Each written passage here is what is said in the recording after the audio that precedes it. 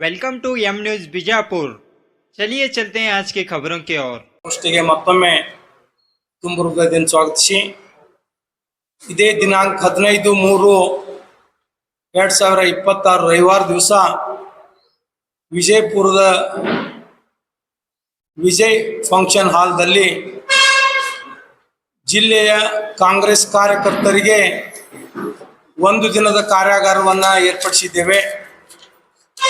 ಇದರ ಸಂಪೂರ್ಣ ನೇತೃತ್ವವನ್ನು ಕರ್ನಾಟಕ ಪ್ರದೇಶ ಕಾಂಗ್ರೆಸ್ ಪಕ್ಷದ ಪ್ರಚಾರ ಸಮಿತಿಯ ಅಧ್ಯಕ್ಷರು ಹಿಂದಿನ ನಗರಾಭಿವೃದ್ಧಿ ಸಚಿವರು ಆದ ಸನ್ಮಾನ್ ಶ್ರೀ ವಿನಯ್ ಕುಮಾರ್ ಸ್ವರ್ಕೆ ಅವರು ವಹಿಸಿಕೊಳ್ತಾ ಇದ್ದಾರೆ. ಆ ಕಾರ್ಯಕ್ರಮದ ಉದ್ಘಾಟನೆಯನ್ನು ನಮ್ಮ ಜಿಲ್ಲಾ ಉಸ್ತುವಾರಿ ಸಚಿವರು ಬೃಹತ್ ಕೈಗಾರಿಕಾ ಸಚಿವರಾದ ಸನ್ಮಾನ್ಯ ಶ್ರೀ ಎಂ ಬಿ ಪಾಟೀಲ್ ವಹಿಸಿಕೊಳ್ತಾ ಇದ್ದಾರೆ. ಮುಖ್ಯ ಅತಿಥಿಗಳಾಗಿ ಜಿಲ್ಲೆಯ ಇನ್ನೋರ್ವ ಹಾವೇರಿ ಜಿಲ್ಲಾ ಉಸ್ತುವಾರಿ ಸಚಿವರುಗಳಾದಂಥ ಸನ್ಮಾನ್ಯ ಶಿವಾನಂದ ಪಾಟೀಲ್ರು ವಹಿಸಿಕೊಳ್ತಾ ಇದ್ದಾರೆ.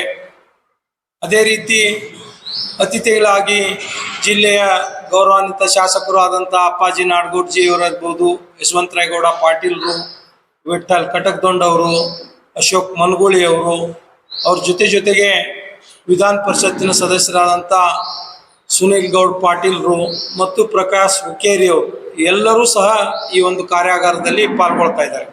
ಇದರ ಮುಖ್ಯ ಉದ್ದೇಶ ಅಂದರೆ ಕರ್ನಾಟಕ ರಾಜ್ಯದಲ್ಲಿ ಈಗಾಗಲೇ ಪ್ರಚಾರ ಸಮಿತಿ ಪ್ರತಿ ಜಿಲ್ಲೆಯಲ್ಲಿ ಒಂದು ದಿನದ ಮಟ್ಟಿಗೆ ಕಾರ್ಯಾಗಾರವನ್ನು ಏರ್ಪಡಿಸಿ ಕಾಂಗ್ರೆಸ್ ಪಕ್ಷದ ತತ್ವ ಸಿದ್ಧಾಂತಗಳಾಗಿರ್ಬೋದು, ಕಾಂಗ್ರೆಸ್ ಪಕ್ಷದ ಉದಯದಿಂದ ಅಂದರೆ 140 ವರ್ಷಗಳ ಇತಿಹಾಸ ಇರ್ತಕ್ಕಂಥ ಈ ಪಕ್ಷದ ಸ್ಥಾಪನೆ ಮಾಡಬೇಕಾದ್ರೆ ಯಾರು ಯಾವ ಉದ್ದೇಶವನ್ನು ಇಟ್ಕೊಂಡು ಸ್ಥಾಪನೆ ಮಾಡಿದ್ರು ಸಂಪೂರ್ಣ ಮಾಹಿತಿಯನ್ನು ಕೊಡೋದ್ರ ಜೊತೆಗೆ ಕಾಂಗ್ರೆಸ್ ಸರ್ಕಾರ ಕೇಂದ್ರದಲ್ಲಿ ಮತ್ತು ರಾಜ್ಯದ ವಿವಿಧ ರಾಜ್ಯಗಳಲ್ಲಿ ಎಷ್ಟು ದಿವಸ ಆಳ್ವಿಕೆಯನ್ನು ಮಾಡ್ತು ಮತ್ತು ಏನೇನು ಜನಪರವಾದಂಥ ಕಾರ್ಯಕ್ರಮಗಳನ್ನು ಕೊಡ್ತು, ಈ ಎಲ್ಲ ಮಾಹಿತಿಯನ್ನು ಕೊಡ್ತಕ್ಕಂಥ ಕೆಲಸ ಆವತ್ತಿನ ಕಾರ್ಯಾಗಾರದಲ್ಲಿ ಬೆಳಗ್ಗೆ 10 ಗಂಟೆಯಿಂದ ಸಾಯಂಕಾಲ 5 ಗಂಟೆವರೆಗೆ ವಿವಿಧ ಉಪನ್ಯಾಸಕರು ಅಂದರೆ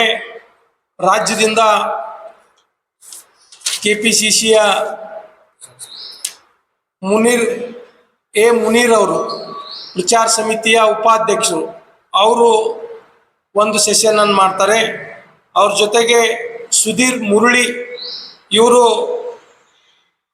ಮುಖ್ಯ ಸಂಯೋಜಕರು ಪ್ರಚಾರ ಸಮಿತಿಗೆ, ಇವರು ಒಂದು ಸೆಷನನ್ನು ಮಾಡ್ತಾರೆ. ಜೊತೆಗೆ ಚಂದ್ರು ಶೆಟ್ಟಿ ಅಂತೇಳಿ ಇವರು ಸಹ KPCC ಪ್ರಚಾರ ಸಮಿತಿಯ ಮುಖ್ಯ ಸಂಯೋಜಕರಾಗಿದ್ದಾರೆ.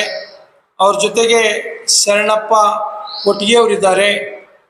ಇನ್ನೋರ್ವರು ಸಂಯೋಜಕರು ಮತ್ತು ನಮ್ಮ ಜಿಲ್ಲೆಯ ಉಸ್ತುವಾರಿ ಜವಾಬ್ದಾರಿಯನ್ನು ಹೊತ್ತಿರುವ ಪ್ರಚಾರ ಸಮಿತಿಯಿಂದ ಮಹಾಬಲೇಶ್ವರ್ GS ಅವರು ಈ ಒಂದು ಕಾರ್ಯಾಗಾರದಲ್ಲಿ ಪಾಲ್ಗೊಳ್ತಾರೆ.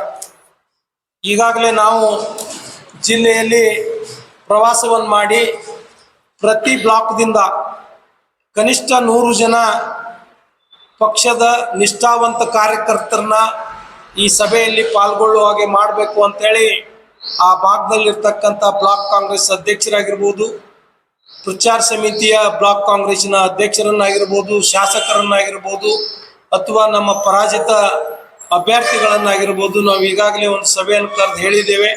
ಆ ನಿಟ್ಟಿನಲ್ಲಿ ಎಲ್ಲ ಬ್ಲಾಕ್ಗಳಿಂದ ಕನಿಷ್ಠ 100 ಜನ ಕಾರ್ಯಕರ್ತರು ಬೆಳಗ್ಗೆಯಿಂದ ಸಾಯಂಕಾಲವರೆಗೆ ಈ ಕಾರ್ಯಾಗಾರದಲ್ಲಿ ಭಾಗವಹಿಸ್ತಾರೆ ಅಂತಕ್ಕಂಥ ಒಂದು ವಿಶ್ವಾಸದಿಂದ ನಾವು ಈ ಕಾರ್ಯಾಗಾರವನ್ನು ಹಮ್ಮಿಕೊಂಡಿದ್ದೇವೆ. ಇದರಲ್ಲಿ ತಾವು ಈ ವಿಷಯವನ್ನು ಸಾರ್ವಜನಿಕವಾಗಿ ತಿಳಿಸಬೇಕು ಅಂತೇಳಿ ಮತ್ತೊಮ್ಮೆ ತಮ್ಮೆಲ್ಲರನ್ನ ಗೌರವಾನ್ವಿತ ಮಾಧ್ಯಮದ ಮಿತ್ರರನ್ನ ಕರೆಸಿ ಈ ವಿಷಯವನ್ನು ಸ್ಪಷ್ಟಪಡಿಸ್ತಾ ಇದ್ದೇವೆ. ಧನ್ಯವಾದಗಳು. 10 ಗಂಟೆಗೆ ಅಂತ ನಾವು ಸಮಯ ನಿಗದಿಪಡಿಸಿದ್ದೇವೆ.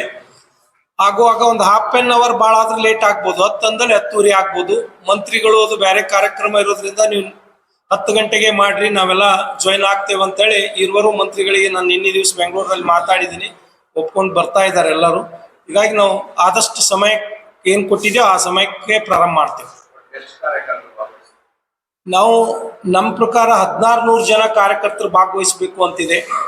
ಎಲ್ಲಿಯಾದ್ರೂ ಕೆಲವು ಜನ ಬಂದ್ರು, ನಾವು ಆಗಾಗಲೇ ಪೂರ್ವಭಾವಿ ಸಭೆಗಳಲ್ಲಿ ಹೇಳಿದೆವು, ನೀವು ಬರೋದು ಮಂತ್ರಿಗಳು ಉದ್ಘಾಟನೆ ಕಾರ್ಯಕ್ರಮದಲ್ಲಿ ಕೂತ್ಕೊಳ್ಳೋದು, ಅವ್ರ ಜೊತೆಗೆ ಹೊರಟು ಹೋಗೋರಿದ್ರು ಬರಬಾಡ್ರಿ. ನೀವು ಸಂಪೂರ್ಣ ಕಾರ್ಯಾಗಾರ ಮುಗಿಯುವವರೆಗೆ ಯಾರು ಕುತ್ಕೊಂಡು ಕೇಳ್ತೀರಿ ಅಂತ ನಿಷ್ಠಾವಂತ ಕಾರ್ಯಕರ್ತರನ್ನೇ ಕರ್ಕೊಂಬರ್ರಿ ಅಂತೇಳಿ ನಾವು ಅಧ್ಯಕ್ಷರುಗಳಿಗೂ ಹೇಳಿದೆವು, ಕಾರ್ಯಕರ್ತರಿಗೆ ಹೇಳಿದೆವು. ಪ್ರಾಯಶಃ ಕನಿಷ್ಠ ಪಕ್ಷ 1000 ಜನ ಆದ್ರೂ ಕೊನೆವರೆಗೆ ಉಳಿತಾರ ಅಂತಕ್ಕಂಥ ವಿಶ್ವಾಸ ಇದೆ. ಆಗ ರಿಕಾರ್ಡ್ ಹೇಳ್ಬಿಡ್ತೀನಿ, ಅವ್ರು ಹೊಸಬ್ರು ಇದ್ದಾರೆ, ಅವರು ಎಲ್ಲರನ್ನ ವಿಶ್ವಾಸಕ್ಕೆ ಕರ್ಕೊಂಡು ಹೋಗ್ತಕ್ಕಂಥ ಕೆಲಸ ಅವರಿಂದನೂ ಆಗ್ಬೇಕು. ನಾನು ಸ್ಪಷ್ಟವಾಗಿ ಹೇಳ್ಬಿಡ್ತೀನಿ. ಯಾಕಂದ್ರೆ ಗವರ್ಮೆಂಟ್ ಅಮ್ಮ ಯಾವುದೇ ಒಂದು ಕಾರ್ಯಕ್ರಮ ಜಿಲ್ಲೆಯಲ್ಲಿ ಹಮ್ಮಿಕೊಳ್ಬೇಕಾಗಿತ್ತಪ್ಪ ಅಂದ್ರೆ ಅವ್ರ ಜಿಲ್ಲಾ ಪೇರೆಂಟ್ ಬಾಡಿಯಿಂದ ಏನಾದ್ರು ಸಹಕಾರ ಕೇಳ್ಬೇಕಾಗಿತ್ತು. ಸರ್ ಇಂಥ ದಿವ್ಸ ನಾವು ಇಲ್ಲಿ ಮಾಡ್ತೇವೆ ಹೇಳ್ಬೇಕು.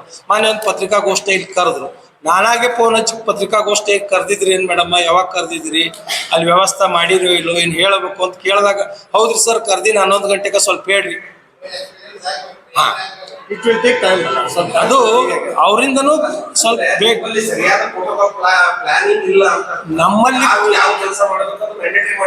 ನಮ್ಮಲ್ಲಿ ಪ್ರೋಟೋಕಾಲ್ ಎಲ್ಲ ಇದೀರಿ. ನಮ್ಮ ಕಾರ್ಯದರ್ಶಿಗಳು ಇದ್ರು, ಏನು MM ಮುಲ್ಲಾ ಅವರು, ವಸಂತ ಅವ್ರು ಅದಾರ, ಅವ್ರು ಯಾವುದೇ ಕಾರ್ಯಕ್ರಮ ಇದ್ರು ಎಲ್ಲರಿಗೆ ಹೇಳಿ ತಿಳಿಸಿ ಕಾರ್ಯಕ್ರಮಗಳನ್ನು ಮಾಡ್ಸಕ್ ನಾನು ಅವ್ರ ಸರ್ ಇಲ್ಲ ನಾನು ಇರ್ಲಿಲ್ಲ ಅಂತ ಹೇಳ್ತೀನಲ್ರಿ, ಅವ್ರು ಮಾಡ್ತೇವೆ ಅಂತ ಹೇಳಿದ್ರು ಮಾಡ್ರಿ, ನಾನು ಇರೋದಿಲ್ಲ ಅಂತೂ ಹೇಳಿದೀನಿ. ಸಾಕಷ್ಟು ವಿಷಯಗಳನ್ನು ಈಗ ತಾನೇ ನಮ್ಮ ಜಿಲ್ಲಾ ಅಧ್ಯಕ್ಷರಾದ ಮಲ್ಲಿಕಾರ್ಜುನ್ ಅವರು ನಿಮ್ಮಲ್ಲಿ ಪ್ರಸ್ತಾಪಿಸಿದ್ದಾರೆ. ಯಾಕಂದ್ರೆ ಕಾರ್ಯಾಗಾರ ಇದೊಂದು ವರ್ಕ್ಶಾಪ್ ನಮ್ಮ ಕರ್ನಾಟಕ ಪ್ರದೇಶ ಕಾಂಗ್ರೆಸ್ ಕಮಿಟಿಯ ಪ್ರಚಾರ ಸಮಿತಿಯ ಘಟಕದಿಂದ ಆಗುತ್ತಿದೆ. ಇದು ಒಂದು ಮೊದಲನೇ ಸಲ ಆಗ್ತದೆ. ಬಿಜಾಪುರ ಜಿಲ್ಲೆಯಲ್ಲಿ ಇದಕ್ಕಿಂತ ಮೊದಲು ಕಾರ್ಯಾಗಾರ ಆಗಿಲ್ಲ. ಬಹಳ ದಿನಗಳಿಂದ ನಾವು ಕಾರ್ಯಾಗಾರ ಮಾಡ್ಬೇಕು ಸರ್, ಯಾಕಂದ್ರೆ ಕಾರ್ಯಾಗಾರಗಳು ಹೆಚ್ಚು ಎಲ್ಲ ಬೆಂಗಳೂರೊಳಗೆ ಆಗ್ತಾವೆ.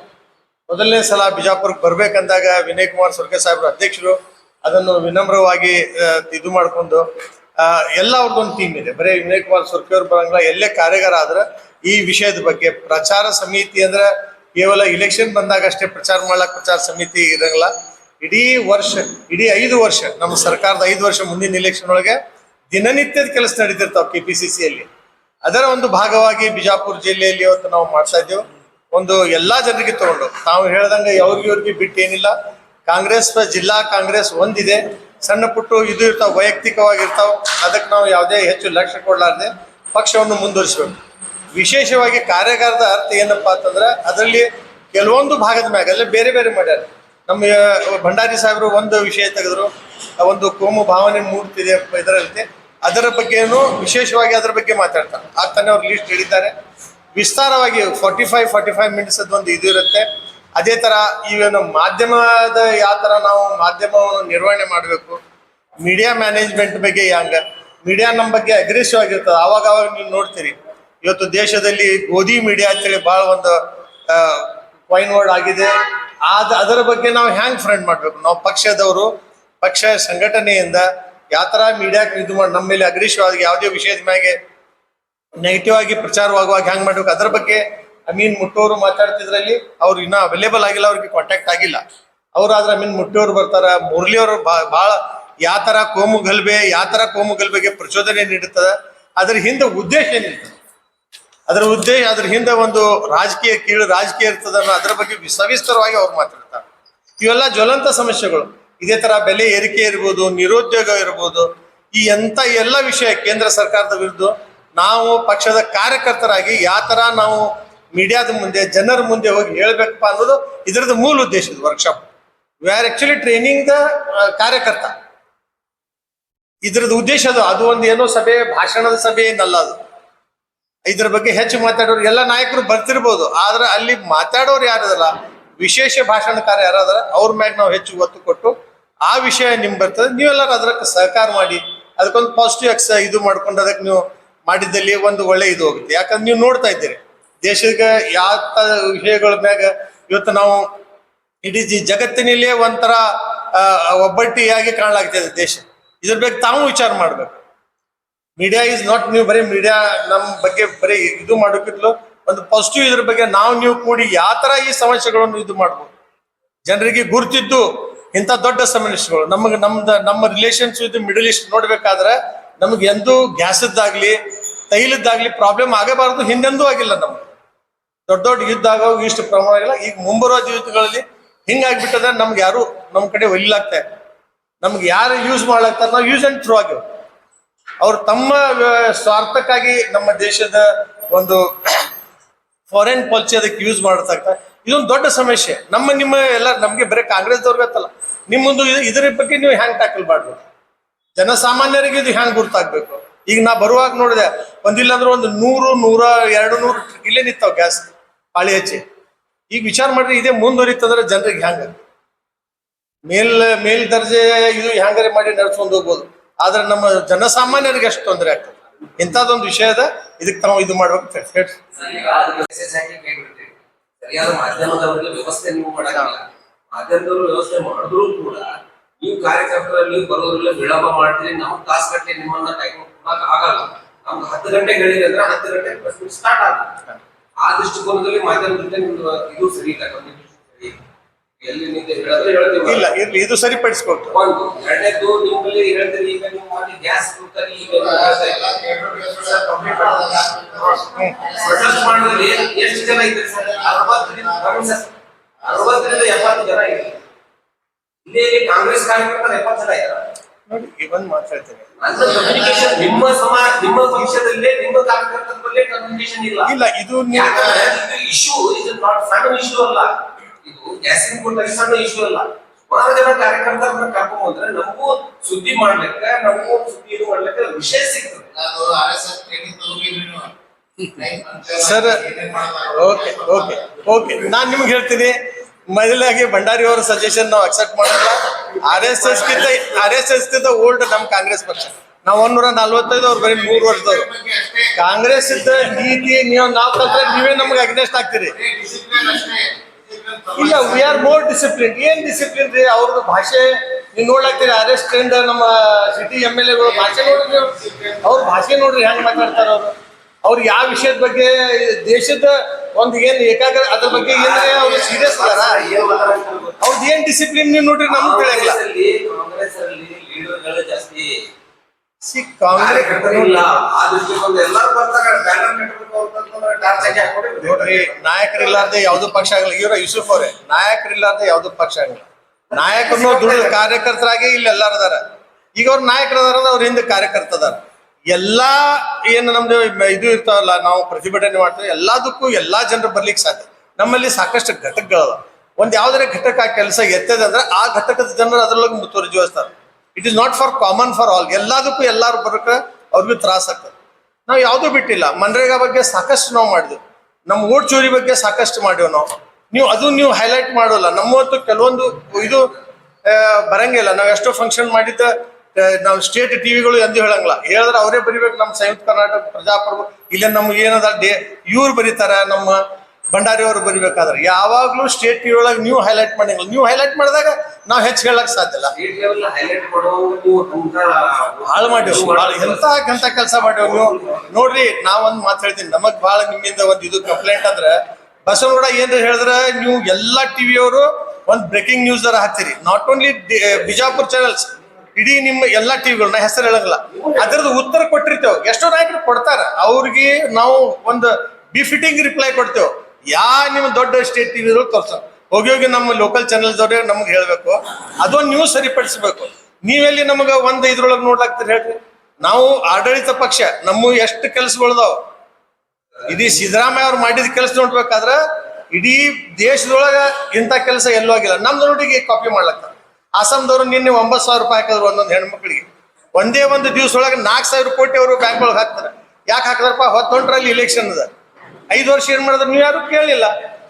ನೀವು ಲೋಕಲ್ ಇಶ್ಯೂ ಆದಂಗಾಗಿದೆ. ನಿಮ್ದು ವಿಷನ್ ಏನದಲ್ಲ, ಇವು ವೈಡನ್ ಇಟ್. ನಮ್ ಕೂಡ ಏನ್ ಟ್ರೀಟ್ಮೆಂಟ್ ಅದ, ಬೇರೆಯವ್ರು ಕೂಡ